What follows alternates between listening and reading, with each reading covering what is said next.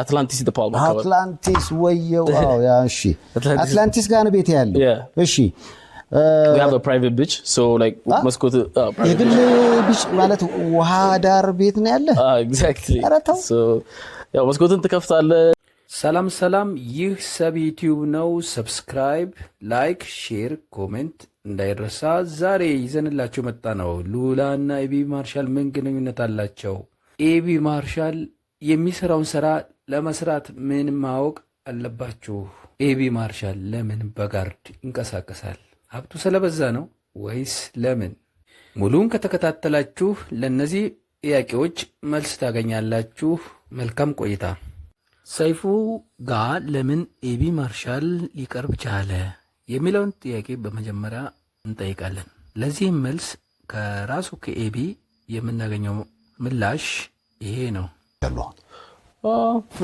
ፍሪ ቴሌግራም ላይ 70 ሺህ ምናምን ሰው አለ 200 ምናምን ሺህ ነው ቲክቶክ ሶ ኢንስታግራም 140 ምናምን 143 ሺህ ነው ያለው ያው እንግዲህ ካንተ ሾው በኋላ ጨምራለሁ ይጨምራል ገና እንዴ መቆም የለም በማህበራዊ ድረገጽ ያሉትን ተከታዮች ማብዛት እንደሆነ ሲናገር አዳመጠን አልገረማችሁም ይህንን የመሰለ ባለሀብት በቲክቶክ ተከታዮቼ አንሰውኛል ከዚህ ፕሮግራም በኋላ ይጨምራሉ ብሎ ሲጨን ሌላኛው የመጣበት ምክንያት ያለው ገንዘብና ስራ በምስክሮች እንዲረጋገጥለት ለማሳወቅ ይመስላል ለዚህም ሰይፉ እንደተመለከትኩት ይልና ግን ስህተት ይሰራል ካዝና ውስጥ በአሁኑ ሰዓት ወደ 3 ሚሊዮን ዶላር አለ ኖ ካዝና ውስጥ 3 ሚሊዮን ዶላር የለው ግን እንትን ዋሌት ላይ ነበር የነበረው ዋሌትና ካዝና ይለያያል ኖ ካዝና ውስጥ ያው you put cash of course ካሽ ታስቀምጣለህ እንደውም እነሱ ሲጠይቁኝ እውነተኛ ነው አለኝ ነው you know እንትን ነው የባንክ ነው ላክልኝ ያሉኝ እኔ ደግሞ የባንክ ምልክ ዱባይ ላይ ፕሮፐርቲዎች ስለማድረግ ምን አሉ እሱ ነው አንድ ቪላና እንትን አለኝ ለአሁን ያው ኦፍላይን ደግሞ ይሄ እንትን ያልኳቸው አሉ ያው መኪና ንብረቶችንም ሲናገር ደንቀፍቀፍ ብሏል ቪላ ኦፍላይን ይላል የዚህን ጊዜ ሰይፉ ገባይልና መኪኖችም አሉ ብሎ ሐሳቡን ያስተካክልለታል ምን ሊል እንደነበረ አልተረዳንም መኪኖቹ ይኑሩ ብንል እንኳን የታየው የመኪናዎቹ ፎቶ ነው ወይስ የባለቤትነት መኪኖቹም ቢኖሩም ባይኖሩም በአጠቃላይ የኤቢ ማርሻል አለባበስና የንብረቶቹ መጠቀስ የሚያመለክተው በዚህ ስራ እኔም ብትከተሉ እንደኔ ትሆናላችሁ ለማለት ነው ይህ ደግሞ አንዱ የስራው ጸባይ ነው የኦንላይን ትሬዲንግ ብዙ ጥርጣሬ ያለበት ስለሆነ አንደኛ ምልክታቸውና መለያቸው በልብስ በቁሳቁስ በንብረት ሌሎችን ማማለል ነው ስለዚህ በቁሳቁስና በአልባሳት ልትሸወዱ አይገባም ዋናው ቢዝነሱን አውቃችሁና ተረድታችሁ መግባት እንዳለባችሁ መልእክቴን ልነግራችሁ እወዳለሁ ኤቢ ማርሻል ልዩ በሆነ መኪናና በጋርድ የሚንቀሳቀሰው ድንገት በሱ ስር ያሉ ሰዎች ኪሳራ ቢደርስባቸው ጥቃት እንዳያደርሱበት ሳይሆን አይቀርም ለምን እሱ ከዚህ በፊት ባጋጠመው እሱ ስራ ያስጀመረውዬ ከስሮ ባገኘው ጊዜ በለው ብሎኝ ነበር አለ ቴንክ ዩ ምናምን ነገር አልኩትና ምንድነው የምትሰራው ነገር አልኩት አለኝ እሱ እዛ እኔ ትሬዲንግ ነው የምሰራው ነገር አልኩት እንግዲህ እኔ ኮርስ እኮ ገዝቼዋለሁ ከሱ እንግዲህ አረባክሻ ብሮ እሱን ነገር ሞክሬ ያልሆነልኝም እኔ አሁን ዩቲዩብ ነው የምሰራው ማለት ኢማጂን እኔ ሰክሰስፉል ነው ብዬ ነው ከሱ የገዛሁት ያን ኮርስና of course it helps me of course ረድቶኛል ግን በሰዓቱ you know everything that እዛ ጋር ሲካሄድ የነበረው he was not a trader so ማላልኩም ግን በቃ በጣም ሁሌ ነው የምናገረው ይሄን ታሪክ ምክንያቱም በጣም በቃ በሰዓቱ ኢማጂን ሳያልፍልኝ አዛሶኝ በቃ ይሄ ነገር አዛ ነው ብሬን አጥረብሮኛል ብዬ ሰው ሀገር ተጣልቼ ልባረሩላችን 51 አሁን ይሄ የማየው ዳይመንድ ምን ያህል በገንዘብ ቢተመን ምን ያህል ይሆናል ከነቼሉ እኔ ገዛሁት አንደኛው ብቻ አጠቃላይ ሳይሆን እቺኛው ብቻ ወደ 170 ሺህ ዶላር ይገዛው አጠቃላይ $500,000 ነው ከይዛኛው ከትንሾቹ ብቻ almost $500 million ናቸው ሶ 6-7 አካባቢ ነው ፈጣሪ ነው በዱባይ አሁን ለምን ያህል ሰዎች የስራ እድል ፈጠረ 8 ሰው 8 ኢትዮጵያ ናቸው ነጭም ኢትዮጵያ ናቸው ኤቢ ማርሻል በዚህ ስራ ገንዘቡን አግኝቶ ንብረቱን አፍርቶ ይሆናል ስለዚህ እኔም ልስራ የሚለው ሐሳብ አዋጣም። ምክንያቱም ስለዚህ ስራ ስለ ዌብሳይቶቹ አጠቃቀም በደንብ ማወቅ ያስፈልጋል። እኔ ባረኩት ማጣራት መሰረት ትሬድቪው የሚባለው ዌብሳይት አለ። ትክክል ነው። በዚህ ውስጥ ግን ህጋዊና ህገወጥ ሰዎች አሉበት። ይህ ዌብሳይት ውስጥ ለመግዛት ለመሸጥ የሚሳተፉ ካምፓኒዎች፣ ግለሰቦች፣ ደላሎች፣ ህጋዊዎች፣ ህገወጦች ያሉበት ነው። በዚህ ውስጥ በመግባት ህጋዊዎቹ እነማን ናቸው የሚለውን መጀመሪያ መምረጥ፣ በመቀጠል ምን ብሰራ ያዋጣኛል፣ ማንም ብከተል ይሻለኛል፣ ያላቸውን ልምድ ተሞክሮ ማየት፣ ዌብሳይቱን አጠቃቀሙን ማወቅ ግድ ይላል።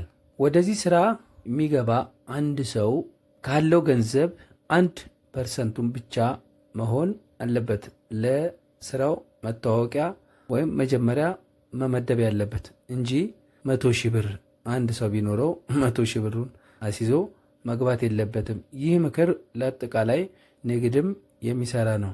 የሱን አለባበስ፣ የሱን ንብረት መመልከትም ይሄ ወደ ስራው እንድንገባ አያደርግም። ስሜታዊነት ስለሆነ ማለት ነው። በስሜት ንግድ አይመራም፣ በእውቀት ነው መሆን ያለበት። ለመግባት ከወሰናችሁ መጀመሪያ ዲሞ የሚባል ፌክ አካውንት ገንዘብ የሌለው ከፍታችሁ በሱ ልምምድ ማድረግ ትችላላችሁ። ያው ስትገቡ ስንት ስከስር ነው የምወጣው፣ ስንት ትርፍ ሳገኝ ነው የምወጣው የሚለውን መግቢያና መውጫችሁን መወሰን አለባችሁ። ትርፍ ካገኛችሁ በኋላ ትርፋችሁንም ይዞ እንዳይሄድ ጥንቃቄ ያስፈልጋል።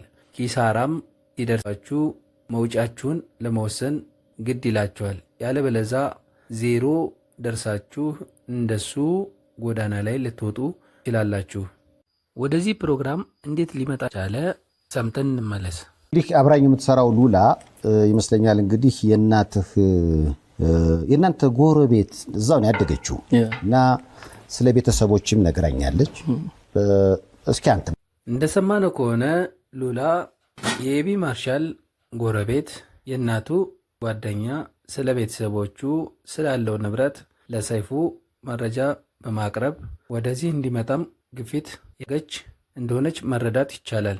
መልካም ጉርብትና እያልን ሰይፉ ስለ ጋብቻ ባነሳለት ጥያቄ የሻሸመኔ ልጅ ብትሆን ደስ ይልሃል ወይ ላለው ደስ ይለኛል ብሏል። ይህ ግንኙነት ወይም ይህ ጥቆማ፣ ይህ ጥያቄ ወዴት ያመራ ይሆን? የምናየው ይሆናል። ፈርትህ እንዳንተ ትሬድ ማድረግ አለባት? ኧረ የለባትም። ኧረ ያው እግዚአብሔር ቢሰጠው ብያለሁ። የሻሸመኔ ልጅ መሆን አለባት? ደስ ይለኛል ብትሆን ግን የሻሸመኔ ልጅ ማነች ካልን ሉላ ነች ማለት ነው። ሉላ የሻሸመኔ ልጅ ብቻ ስትሆን የኤቢ ማርሻል ጎረቤት፣ ስለ ኤቢ ማርሻል የተለያዩ መረጃዎችን ለሰይፉ እንዳቀበለችውና እንደነገረችው እዚህም እንዲጋበዝ አስተዋጽኦ እንዳረገች ቢያምን ነው የጠቀሳት። ሌሎችንም መረጃዎች ለመጠየቅ ወይም ለማመሳከር መሞከር ነው መሰረት የሆነ ነገር ሳይኖር አይቀርም፣ በቅርቡ እስኪጠብቅ ብለውኛል። በአጠቃላይ በዚህ ፕሮግራም የተላለፈው መልእክት እሱ ባለበት ስራና ዘርፍ በተሰማሩ እንደሱ የፈለጋችሁትን ገንዘብ እንደምታካብቱ ገልጿል። እሱም እንዳለው እኔም እንደማምንበት በዚህ ስራ መሰማራት የምታስቡ ሰዎች በጣም ጥንቃቄ ማድረግ እንዳለባችሁ ባትሰሩ እንደሚመረጥ፣ ግን እንስራ ካላችሁ ትሬድቪው የሚባለው ዌብሳይት ላይ ገብታችሁ ህጋዊ ድርጅቶች ያሉበት እንደመሆኑ ህገወጥ ድርጅቶችም ወይም ግለሰቦች እንዳሉበት ቅድም ነግሬያቸዋለሁ። እሱም ማጣራት እንደምትችሉ እንዳትረሱ። ከዌብሳይቱ ላይ ህጋዊ ሰዎችና ድርጅቶች ተዘርዝረው ማግኘት ስለሚቻል። ኤቢ ማርሻል ለምን እንዲህ ለብሶ መጣ ካልን በዚህ ስራ የተሰማሩ ሰዎች አንዱ መገለጫቸው ይህ እንደሆነ ከጉግል ያገኘነው መረጃ ይጠቁማል። ሰዎች ሊያምኗቸው ሊከተሏቸው የሚችሉት በዚህ ምክንያት ነው እና የኤቢ ማርሻልም የዚህ ነጸብራቅ ሆኖ አግኝተነዋል። ሰይፉ ለምን ጋበዘው ለምትሉ ደግሞ ሰይፉ ስለዚህ ነገር ቻይነኛ እንደሆነበት ለሱም ግራ እንደገባው ገልጿል። ግን በሰዎች ግፊት ሳይሆን አይቀርም። ወይም ደግሞ ለመቄዶንያ ከረዳ እኔ ምን አገባኝ የሚል አይነትም ሊሆን ይችላል። ሰይፉ ብዙ ጊዜ ሰዎችን ሲጋብዝ ማህበረሰቡ ላይ ምን አይነት ተጽዕኖና ጠቀሜታ አለው የሚለውን የሚገመግም አይመስለኝም። የዛሬው ዝግጅታችን በዚሁ አበቃ። ከወደዳችሁት ላይክ፣ ሼር፣ ሰብስክራይብ እንዳይረሳ። በቀጣዩ በየትኛው ፕሮግራም ላይ ዝርዝር ማብራሪያ ይዘንላችሁ እንድንመጣ ፈልጋላችሁ? ጥቆማችሁን ኮሜንት ላይ ጻፉልን። ስለተከታተላችሁን እናመሰግናለን።